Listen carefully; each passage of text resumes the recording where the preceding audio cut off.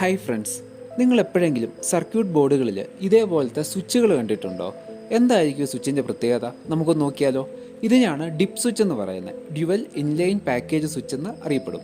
അപ്പോൾ ഈ ഒരു സ്വിച്ചിൽ രണ്ട് കണ്ടീഷൻ മാത്രമേ ഉള്ളൂ, ഒന്നല്ലെങ്കിൽ ഓണ് അല്ലെങ്കിൽ ഓഫ്. അപ്പോൾ ഇതിന് എന്താണ് ഇത്ര പ്രത്യേകത? വിശദമായിട്ട് പറഞ്ഞുതരാം. ഒരു മൈക്രോ കൺട്രോളർ ബേസ് ചെയ്തിട്ടുള്ള സിസ്റ്റത്തിൽ നമുക്ക് വളരെ എളുപ്പത്തിൽ സെറ്റിങ്സ് മാറ്റാനും ആ മാറ്റിയ സെറ്റിങ്സ് അത്ര പെട്ടെന്നൊന്നും പോവാതെ ഇരിക്കാനും അതൊരു കോൺഫിഗറേഷൻ എന്നുള്ള രീതിയിൽ നമുക്ക് സേവ് ചെയ്യാനൊക്കെയാണ് ഇത്തരം സ്വിച്ചുകൾ കോമൺ ആയിട്ട് യൂസ് ചെയ്യുന്നത്. ഉദാഹരണം പറഞ്ഞാൽ ഇങ്ങനെ ഇട്ട് കഴിഞ്ഞാൽ ബാക്കി എല്ലാ സ്വിച്ചും ഓഫ്, ആദ്യത്തെ മാത്രം ഓൺ.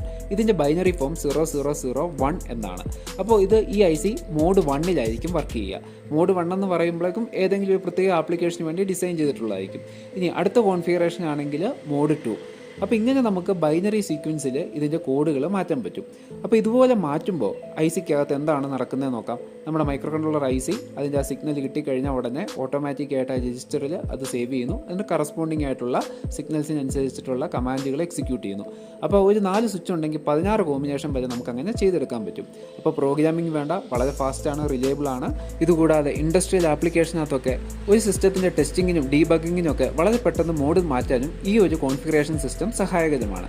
അപ്പോൾ ഇതുപോലുള്ള നല്ല നല്ല ഇലക്ട്രോണിക്സ് പ്രാക്ടിക്കൽ അറിവുകൾ ഇഷ്ടമാണെങ്കിൽ തീർച്ചയായിട്ടും നമ്മുടെ വീഡിയോ ഒന്ന് ലൈക്ക് ചെയ്യാനും അതുപോലെ ഇത്തരം അറിവുകൾ തുടർന്നും ലഭിക്കാൻ ചാനൽ സബ്സ്ക്രൈബ് ചെയ്ത് സപ്പോർട്ട് ചെയ്യാനും മറക്കല്ലേ.